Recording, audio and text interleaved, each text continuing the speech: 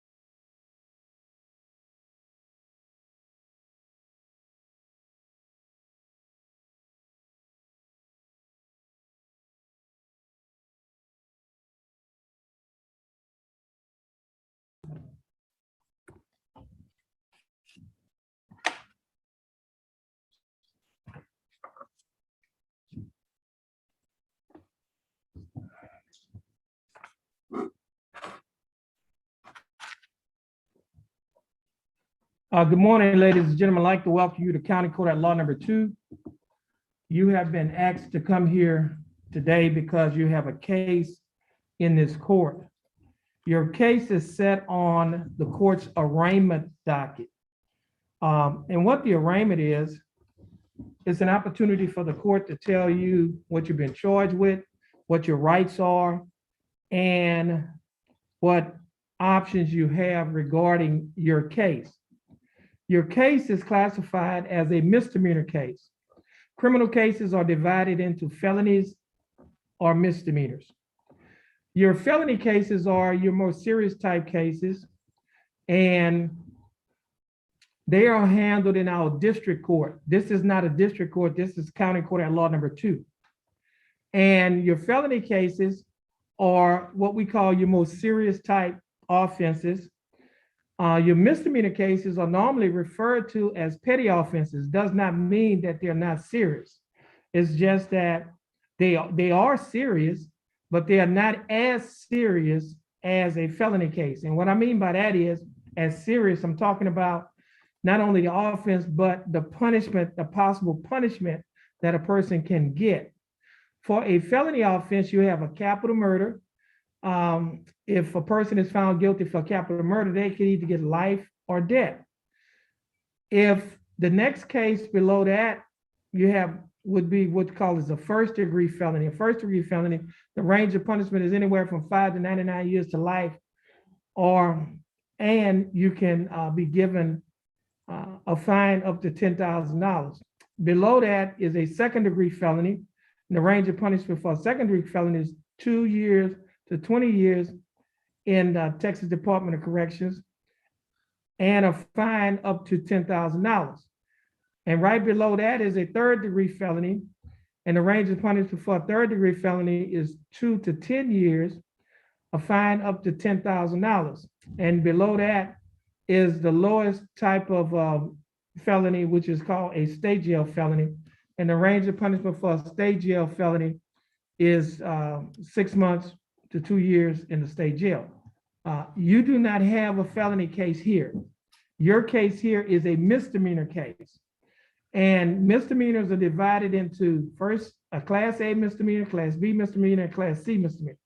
Your Class C misdemeanors, you can only get a fine. You cannot get any jail time. And normally those cases are normally handled in the municipal court or the justice of the peace court. And for example, a case that would normally be classified as a Class C misdemeanor is like a speeding ticket. And so a person can only get a fine only in a Class C offense. Now, we do handle Class C offenses if those Class C offenses are appealed up to this case. For example, they're convicted in the JP court or the municipal court, and then they file an appeal, and then the case come up here, and the punishment range is still the same. You can only get a fine only. You cannot get jail time. Now, for a Class A or Class B misdemeanor, you can get punishment to jail time, but the jail time is not punishment in the state penitentiary. The jail time will be time in the county jail. If you have a Class A misdemeanor, which is the highest misdemeanor, the range of punishment is from 0 days to a year, which is 365 days in the county jail, a fine from $0 to $4,000, or you could get a fine and confinement. For a Class B misdemeanor, the range of punishment is 0 days to 180 days, which is 6 months in the county jail, a fine from $0 to $2,000, or you could be given both such fine and confinement. Now, you have a clipboard that I will go over with you. On that clipboard, it states, the first page states judge explanation of rights to defendant without an attorney. As a defendant in a criminal case, you have 3 options. Number 1, you may hire an attorney. Number 2, if you do not have enough money to hire an attorney, you may request an attorney be appointed to represent you. Number 3, you may represent yourself. If you want an attorney to represent you and you have enough money to hire an attorney, the case will be reset to give you time to do so. If you want an attorney and do not have the money to hire one, you will need to fill out a financial questionnaire so that the proper person can determine whether or not to appoint an attorney to represent you. You may not speak to the prosecutor about your case unless you sign a written waiver of your right to be represented by an attorney. Be aware that there are dangers to self-representation. Waiving your right to an attorney and representing yourself may result in a worse outcome for you and your case, including the loss of significant legal rights and opportunities relating to military service, possession of a firearm, housing and public benefits, child custody, immigration status for non-citizens, and employment. If you choose to proceed without an attorney, you may change your mind at any time and may request counsel from the court. At the bottom of this document, it reads, defendant's choice. Mark initials next to only one choice. If your choice is, I want to reset this case to hire my own attorney, then you will place your initials on the first line to the left. If you have already hired an attorney, then you will place your initials on the second line to the left and the name of the attorney on the line to the right. If your choice is, I want to apply for court-appointed counsel, then you will place your initials on the third line to the left. If you have already been appointed a court-appointed counsel, then you will place your initials on the fourth line to the left and the name of the court-appointed counsel on the name to the right, on the line to the right. If you want to waive your right to an attorney and represent yourself, then you will place your initials on the fifth line to the left. Now, once you have finished initialing one of the 5 lines, then you will sign your name at the bottom of this document on the line that's titled defendant, and you will date it where it says date, today's date, October 5th of 2021. Now, the second page is only for individuals who will be waiving their right to an attorney, and if they want to represent themselves, then they will read and sign the second page, which states waiver of counsel for purposes of entering a guilty plea or proceeding to trial. And it reads, I have been advised of the nature of the charges against me and dangers and disadvantages of self-representation. My waiver is voluntarily and intelligently made. Furthermore, I have been advised this 5th day of October of 2021 by county court at law number 2 of my right to representation by counsel in the case pending against me.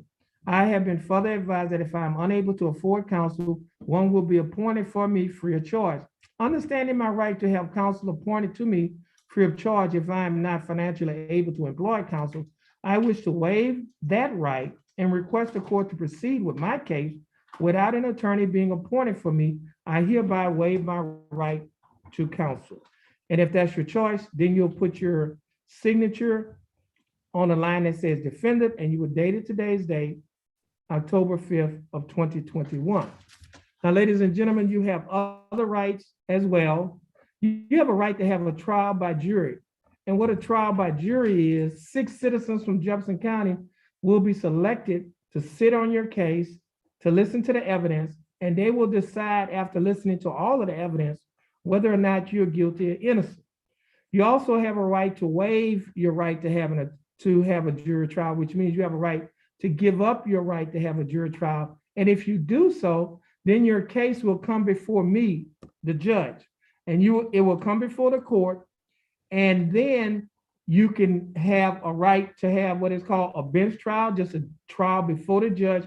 Or if you enter a plea of guilty or no contest, you can enter a plea before the judge. And if you have an agreement with the state as to what we call it an agreement to settle your case, it's a plea bargain agreement. If you have a plea bargain agreement, then your case will come before the court. However, if you are unable to reach a plea bargain agreement with the state and you still want your case to come before the judge, you will have what is called an unagreed plea. In essence, you and the state have not been able to reach an agreement. However, you want the judge to set the punishment in your case. You also have a right to have witnesses to come to court. And where that chair is, where Brilla is standing, that's called the witness stand. And what witnesses do, witnesses can testify in your case. They can testify for you or against you. You have a right to ask them questions. We call that either direct examination or cross-examination. Now, you also have a right to waive your right to have witnesses, which means you have a right to give up your right to have witnesses to come to court to testify in your case. And by doing so, you will not be calling witnesses in your case. However, the state will be calling witnesses in their case. You also have a right against self-incrimination. And what that means is you have a right not to testify or being forced to testify in your case. And a lot of times people is normally referred to as taking the fifth. And what that means, you have a Fifth Amendment right against self-incrimination.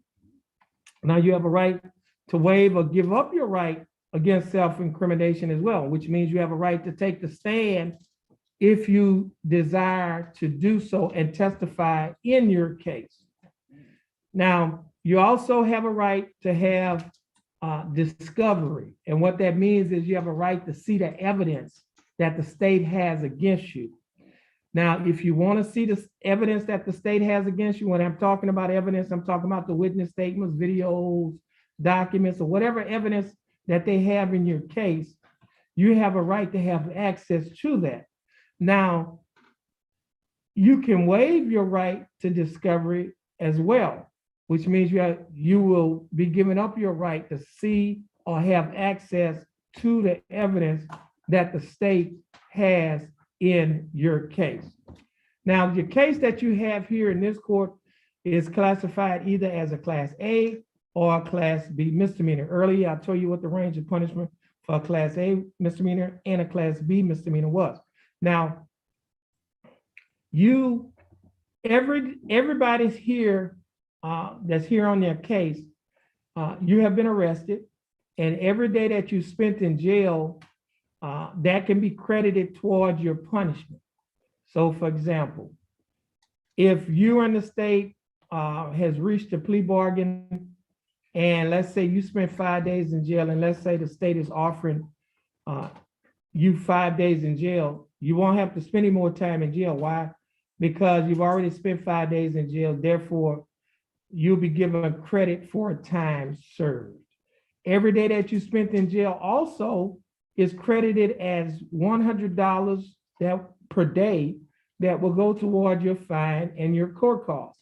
So, for example, if you spent 5 days in jail, the state is offering you a fine and court costs in your case of $500.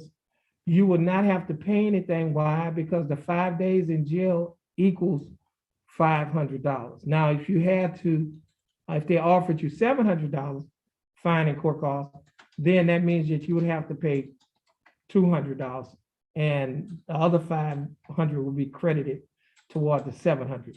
Now, if you cannot pay the fine and court costs, then the court can put you on what is called a pay plan. And what a pay plan is, you can pay it in installments. You don't have to pay it all up front. You can pay it in monthly installments, so that you'll give you an opportunity to satisfy your fine and court costs. Now, if you're unable to pay the fine and court costs up, period, then what the court can do, the court can convert your fine and court costs to community service. And you get credit at $12.50 for every hour of community service that you do, and $12.50 will go toward your fine and your court costs. So, for example, if you do 8 hours of community service in one day, that is equivalent to $100. And $100 will go toward your fine and your court costs. Now, Jefferson County has a program that is called pretrial diversion. And when I say Jefferson County, I'm talking about the district attorney's office. Jefferson County has a program that is called pretrial diversion.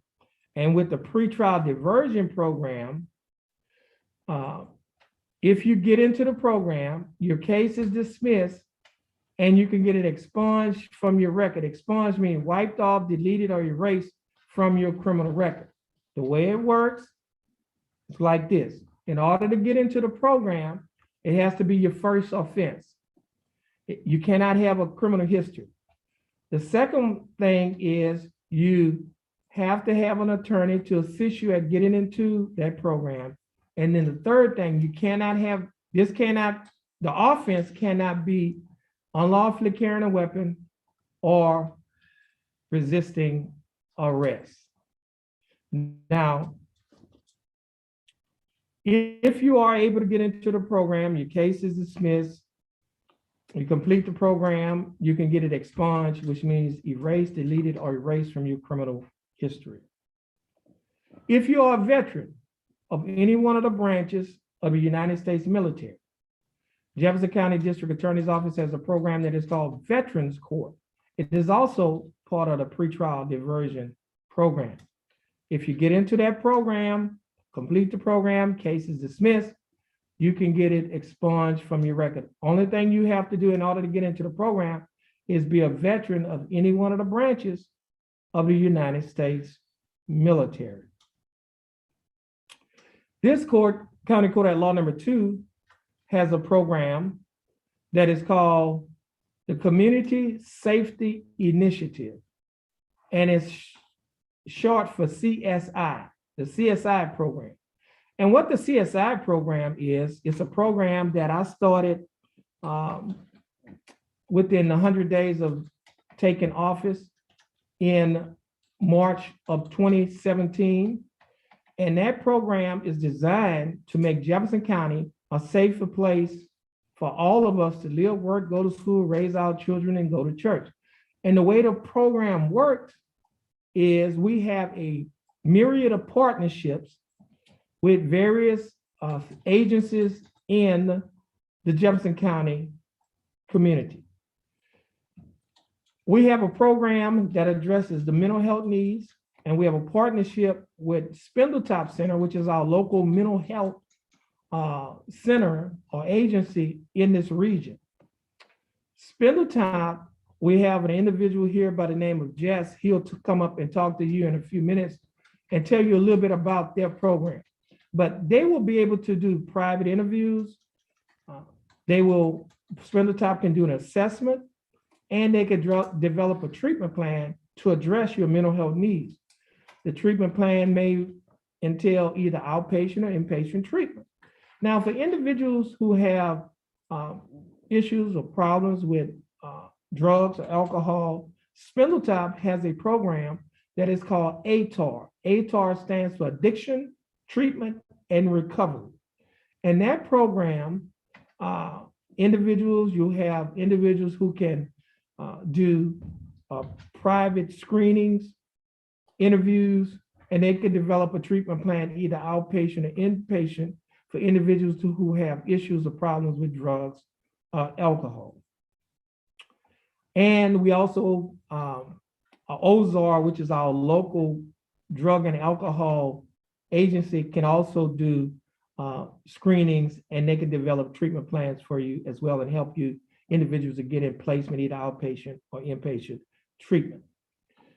For individuals who are unemployed or who are employed but want a better job, we have a partnership with the Golden Triangle Empowerment Center, who has a partnership with Lamar University, and Lamar University has a program that is called CICE, and CICE stands for Center for Innovation, Commercialization, and Entrepreneurship.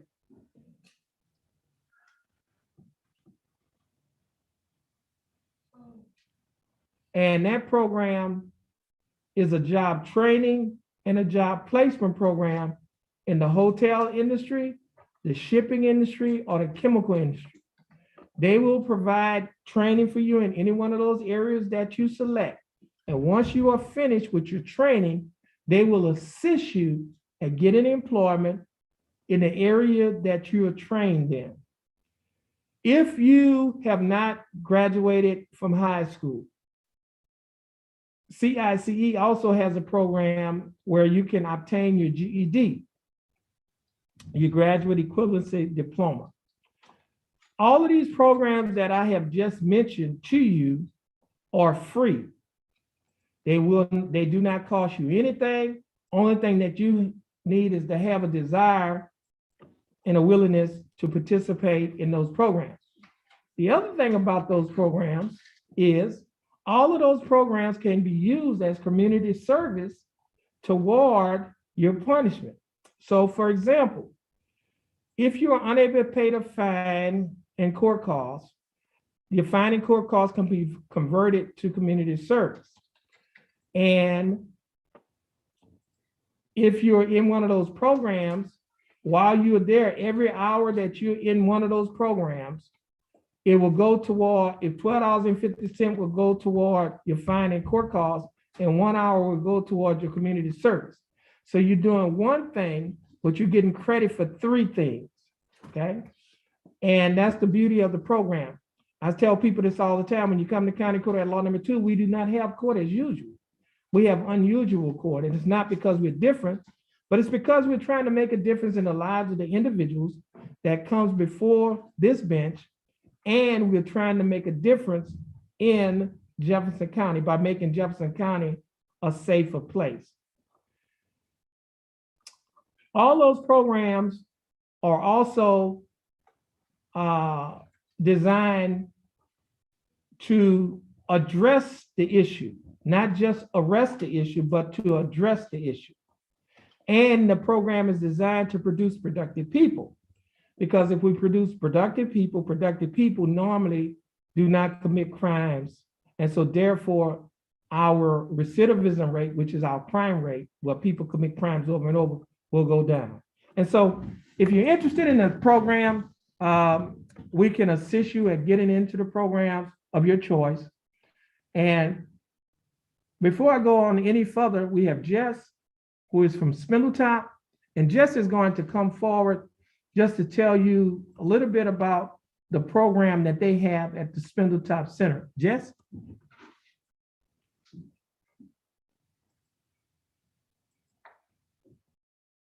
Hello, my name is Jess. I'm a qualified mental health professional at Spindletop Center. I'm here today because the judge has asked me to come in and speak to you. I'm here to help any of you that might need it. If you have any type of substance use or mental health issues that brought you to the court today, we found that like that, if you want assistance and get treatment for that, that's what we're here for. We have this pamphlet that I'll hand out to every one of you. It's got the crisis number. If you or anyone you know is ever in a crisis situation, you need help, you can call that number and get assistance. It's also got our number if you need to contact us, as well as some more information here. And then if you know somebody that you want to pass the information on to that we can talk to, well, I'll give you this card as well that you can fill out. That way we can call you later to get more information on them. Any questions for me? Okay, thank you, Jess. Okay, ladies and gentlemen, the paperwork that has been handed out to you on the clipboard, we're going to pick that up from you. And then we ask that you just be a little patient because we need to go through that paperwork. And then we're going to call you up one at a time. So at this time, the court will be in recess to give us time to go over that paperwork with you.